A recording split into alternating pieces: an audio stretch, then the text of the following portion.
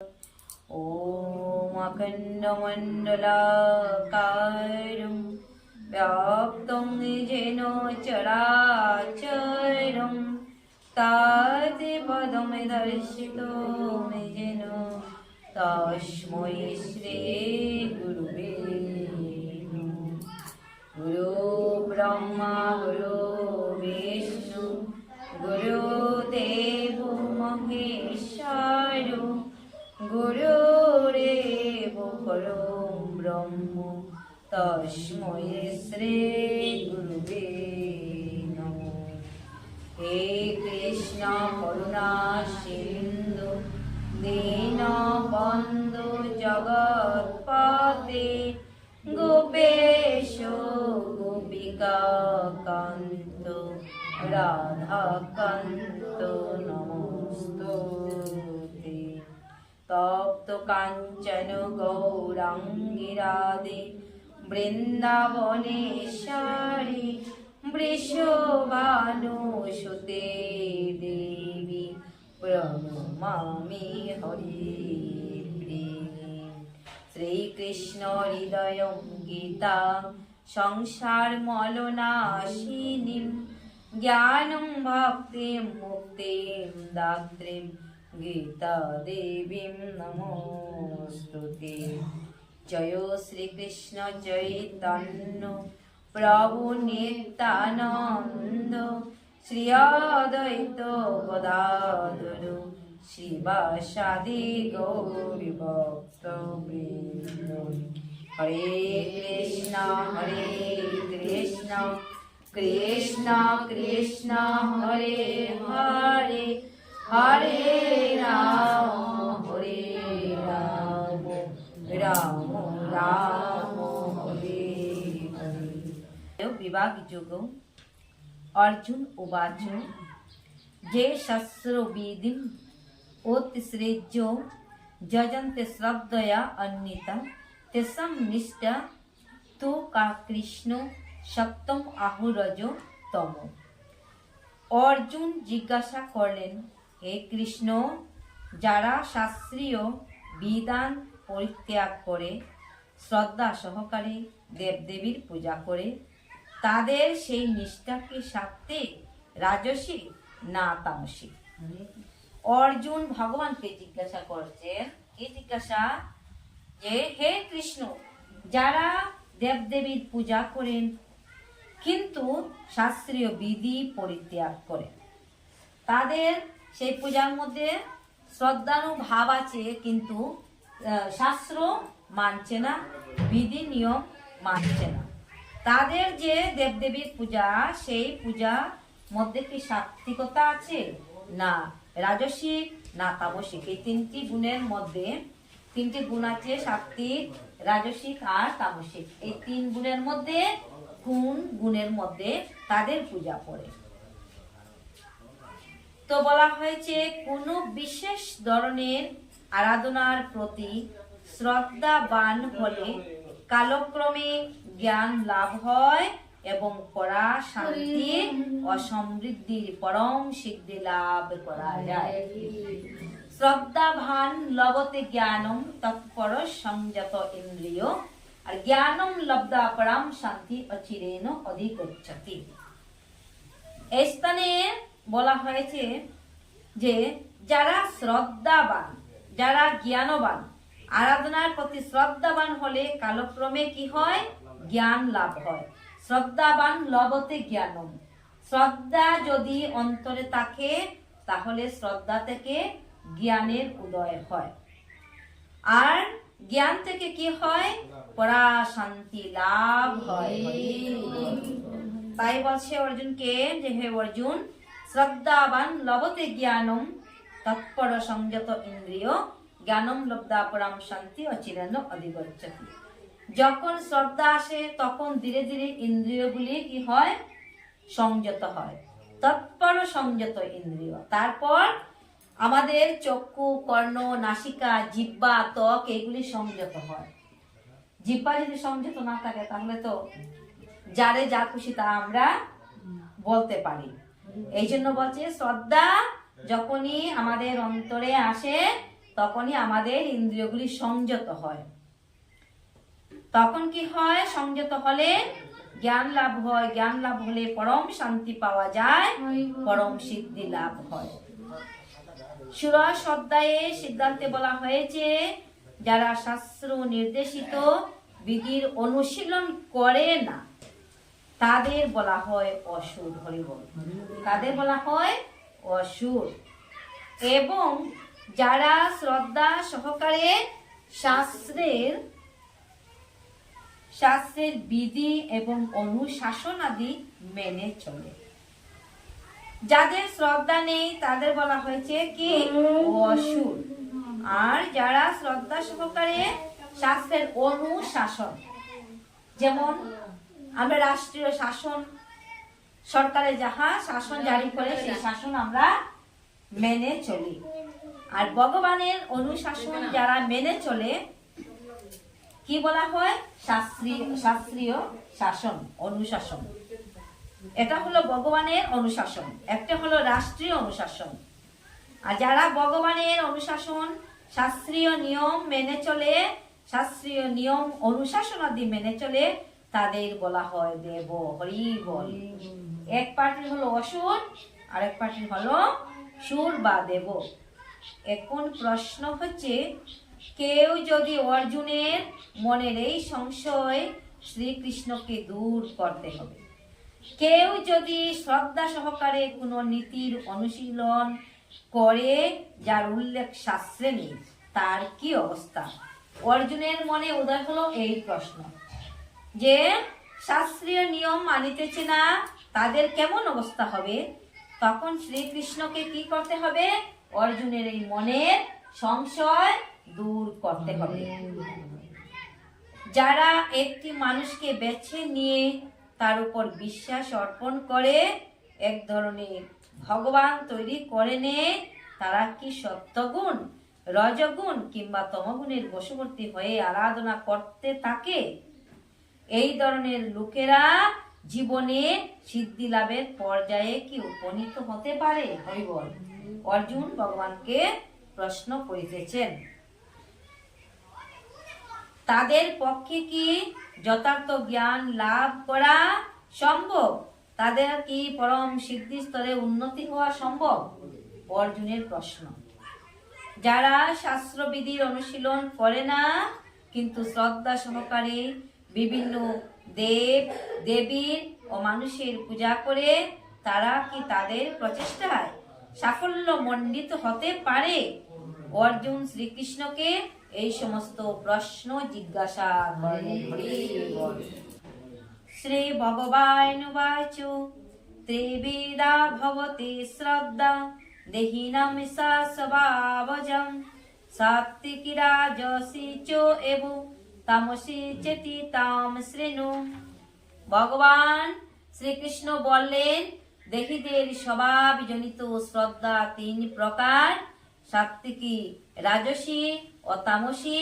এখন সেই সম্বন্ধে শ্রবণ কর। হরি বল। দেহীদের স্বভাব অনুযায়ী, দেহী কারা?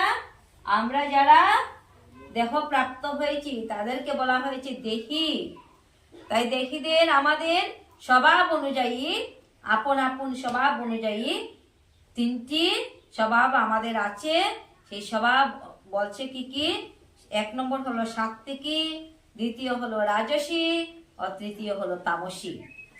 যারা শাস্ত্র নির্দেশিত বিধি সম্বন্ধে অবগত হওয়া সত্ত্বেও আলস্য বা বিমুখতা বশত এই সমস্ত বিধির অনুশীলন করে না।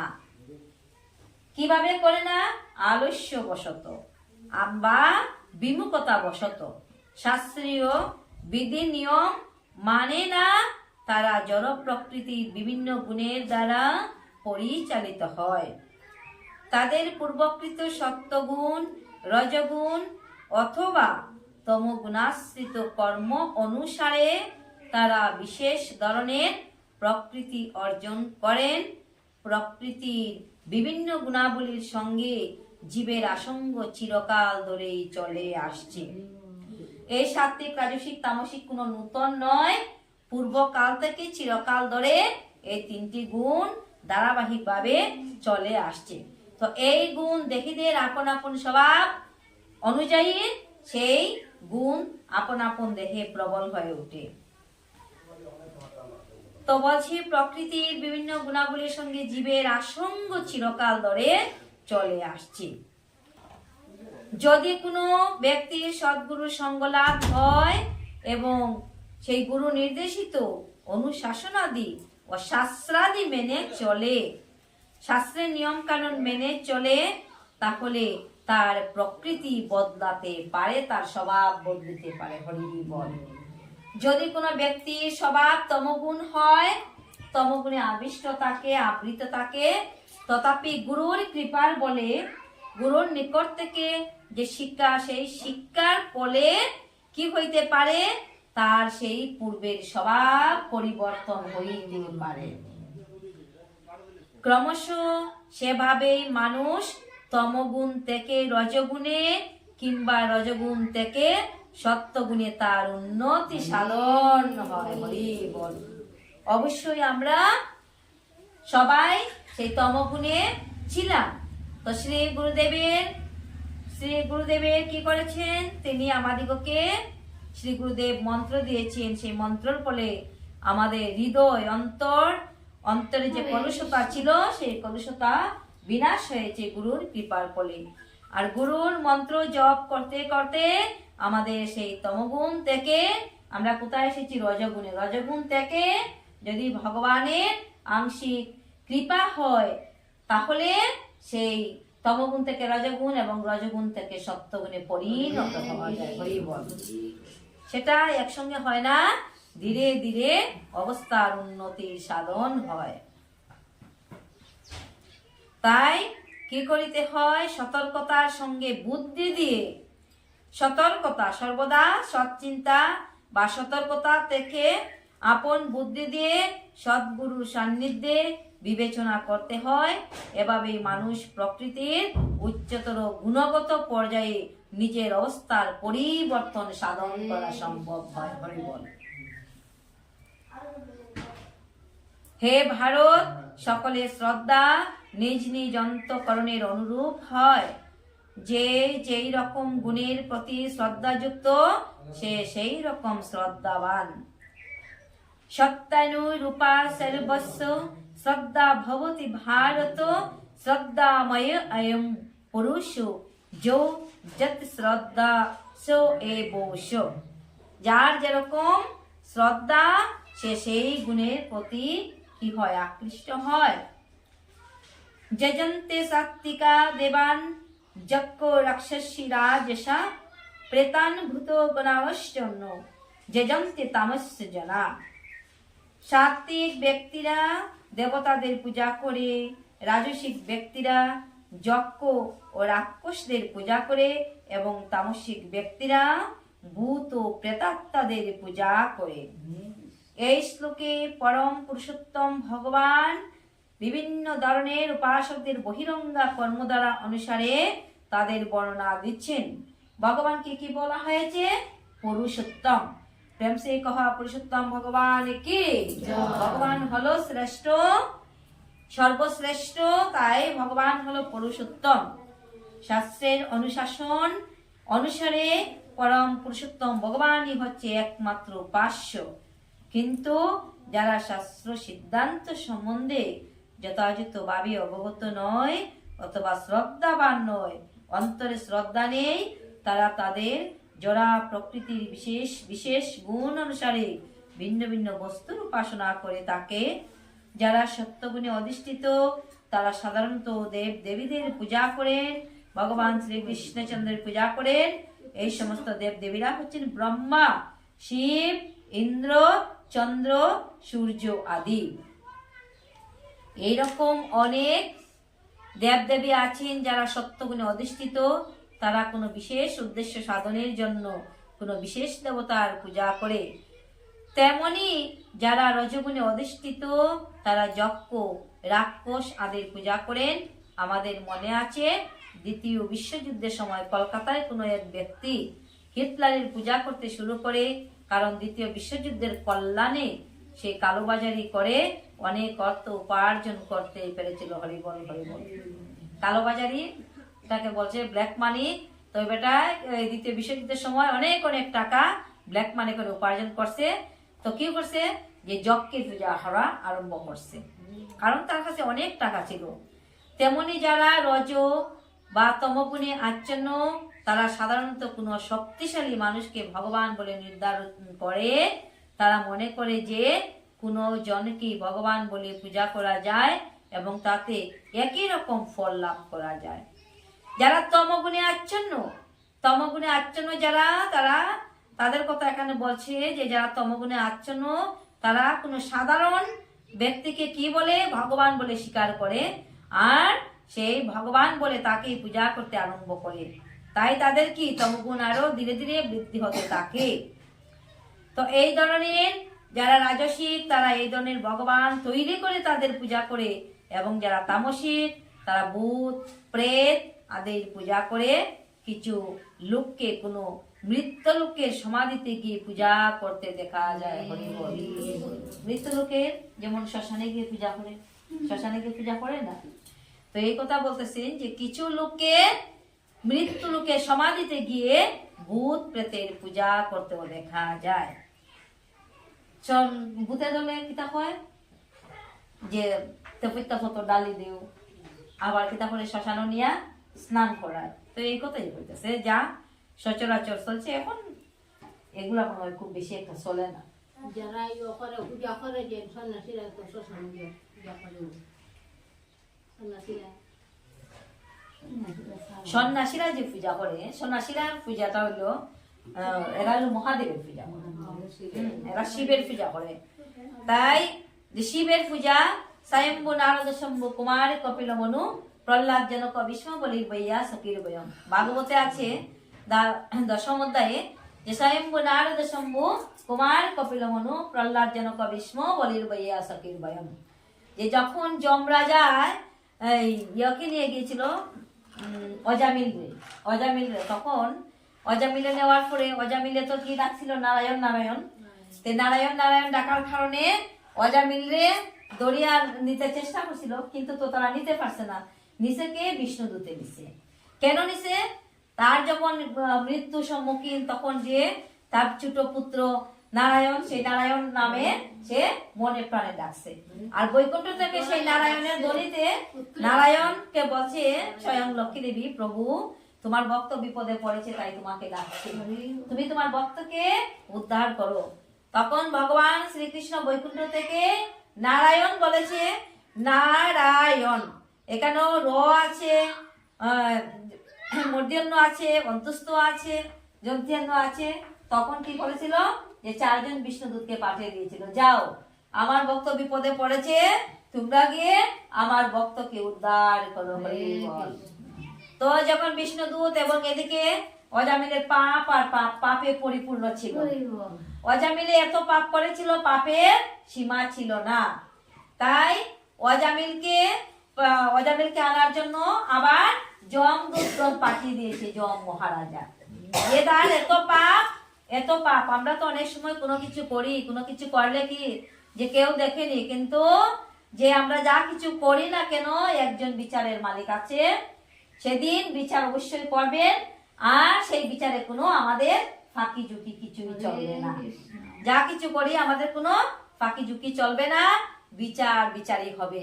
কেন বিচার হবে?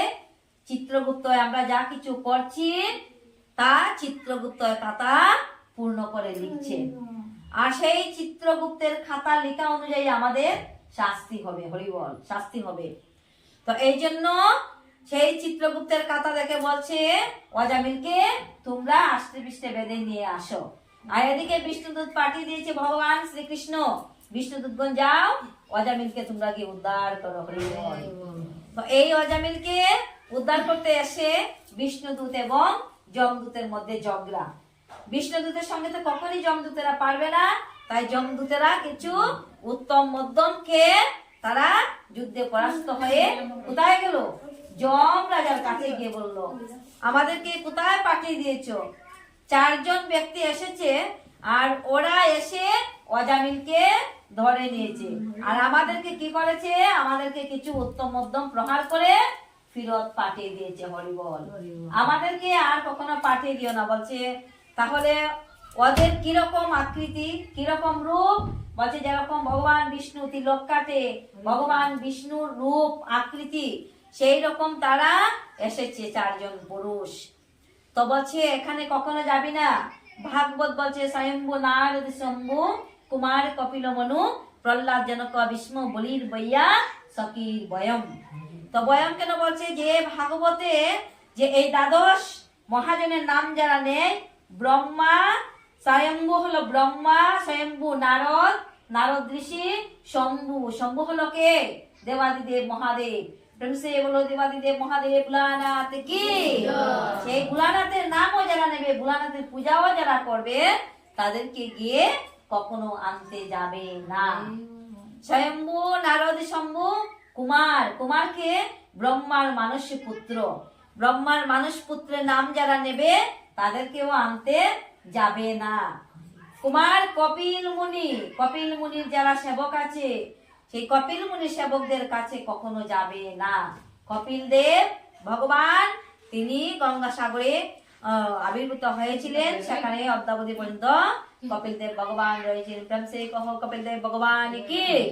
তো কপিল দেব ভগবানের সেবক যারা, তাদেরকে আনতে যাবে না।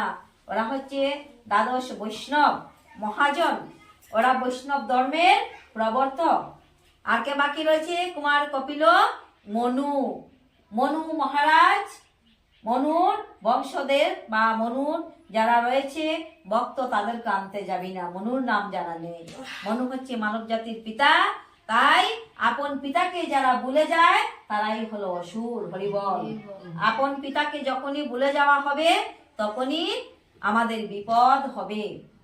মনু, তারপর আসছে কে, কুমার কপিল মনু প্রহ্লাদ জনক ভীষ্ম। হরিবল। প্রহ্লাদ কোন কুলে জন্ম লাভ করেছিল? দৈত্য কুলে। কিন্তু দৈত্য কুলে জন্মগ্রহণ করে প্রহ্লাদ পরম বৈষ্ণব, পরম মহাজন। সেই প্রহ্লাদের নাম যারা নে তাদের কাছেও যাবে না। হরিবল। তার কে বাকি রয়ে গেল? এবার বাকি রয়ে গেল কি বললাম, কুমার কপিল মনু প্রহ্লাদ জনক। জনক হলো ঋষি, একাধারে বৈষ্ণব, একাধারে রাজা, আবার তিনি ঋষি। জনক রাজা। জনক রাজার কন্যার নাম কি? সীতা। তো এই জনক রাজা হলো প্রকৃত বৈষ্ণব। সেই জনক রাজার শিষ্যদের কাছেও যাবে না। আর কে বাকি রলো? বলির বৈয়া সকির বয়ম। বলি মহারাজা, বলি মহারাজার নাম যারা নেবে তাদের কাছেও যাবে না। বলি কার পুত্র? বলি মহারাজা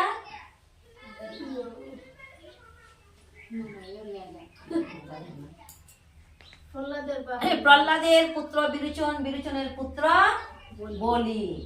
তো বলি হচ্ছে যদিও দৈত্য কুলের, তথাপিও বলি কি হয়েছিল, যখন বামনদেব অবতার হয়ে, ভগবান শ্রী বিষ্ণু বামনদেব অবতার হয়ে বলির যজ্ঞ সভায় এসেছিলেন, তখন বলি সর্বস্ব দিয়েছে ভগবানকে, যে হে গোবিন্দ। প্রথম কিন্তু চিনতে পারেনি, অনেক লম্বা, আমরা সবাই জানি, তাই বিস্তৃত ব্যাখ্যা করে লাভ নেই। বলি যখন ভগবান বিষ্ণুকে আপন মস্তক পেতে দিয়েছিল, যে আমার মস্তকে তোমার তৃতীয় পদখানা রাখো, এক পদ ভূমিতে আরেক পদ আকাশে। ভগবানের নাভি কমল থেকে আরেকটি পদ সৃষ্টি হয়েছিল, সেই পদ এবার কোথায় রাখবে? বলছে বলি আমি এক পদ রেখেছি, কি বলে মর্তদামে, আরেক পদ আকাশে, আরেক পদ রাখার তুমি স্থান দাও। এবার বলির পত্নী এসে বলেছিল, ওগো প্রভু, এই জগতে আমার বলতে তো কিছু রইল না, তাই তোমার বলতে কি আছে? তোমার আপন মস্তক কানা। তাই ভগবান বিষ্ণুকে তুমি খুশি করার জন্য তোমার মস্তক কানা পেতে দাও। বলি কি করেছিল? ভগবান শ্রী বিষ্ণুকে আপন মস্তক কানা পেতে দিয়ে বলেছিল, হে গোবিন্দ, এই জগতে আমার বলতে কিছু নেই, তাই আমার মস্তকে তোমার তৃতীয় চরণ কানা রাখো। যখনই রেখেছিল ভগবান শ্রীকৃষ্ণের কৃপায়, বামন দেবের কৃপায়, বলির কি হয়েছিল? বলি উদ্ধার হয়েছিল। তাই বলি হলো দাদা বৈষ্ণব গুরুদেব মহাজন। যে উদ্ধার করে তো বলি রে তো গুরুদেব আর উদ্ধার হতে পারলো না গুরুদেব তো তো যদি গুরুদেব এই জন্য বলছে তো বারবার বলছে সদ্গুরু, বারবার বলছে গুরু মন্ত্র শিরোধার্য করে ভগবান অনাদির আগে প্রাণী গোবিন্দের সেবা করবো। যমরাজাও এই দ্বাদশ বৈষ্ণবের মধ্যে একজন বৈষ্ণব। তাই যমরাজা হলো ধর্ম মহারাজ। সখীর আর বলির বইয়া সখীর বয়ম, বইয়া সখী হলো ব্যাসদেব পুত্র শুকদেব গোস্বামী, ওই বলছি বইয়া সখী। বয়ম মানে ওদের সঙ্গে আমিও একজন। হরি বল। এই কথা বলার পরে তখন বুঝলো যে যারা ছিল কি এই বিষ্ণুদূত এবং যমদূত, সেই যমদূতদেরকে বোঝানো হলো যে যারা এই দ্বাদশ মহাজনের নাম দেবে, দ্বাদশ তিলক পূজা করবে, তাদের কাছে তুমি যাবে না। যারা এই দ্বাদশ মহাজনের নাম নেবে, দ্বাদশ মহাজনের অনুচর হয়ে সেবা করবে, দ্বাদশ মহাজনের শিষ্য সেবক থাকবে, তাদের কাছে কখনো যাবে না। হরি বল। ওম নমো ভগবতে বাসুদেব। ওম শ্রী শ্রী পরমাত্মনে নমো নমঃ।